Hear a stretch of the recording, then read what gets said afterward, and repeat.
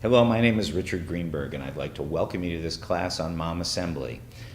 I have raised 4 children, observed my feelings, watched other parents, and at the end of that long chain, which is now 33 years long, I decided I would write a book about it. So this book is called Raising Children That Other People Like to Be Around. It's based on the word SMART, S-M-A-R-T. I wanted it to be something you could look at your hand and figure out.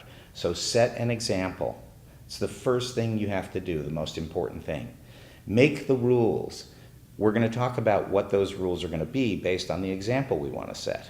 Apply the rules. We're going to talk about why it's important to apply those rules. Respect yourself. Hugely important in this process, because it doesn't matter what the rules are if you don't respect them. And then recognize that in everything that you do, you're teaching. Teach your children in everything that you do. Okay, so that's what we're focused on, because I want you as a parent to understand that you have inside you this knowledge of right and wrong, and you have inside you the guidelines that are required to raise a child that other people like to be around. And what you need to do is lead with confidence. And I give you this analogy.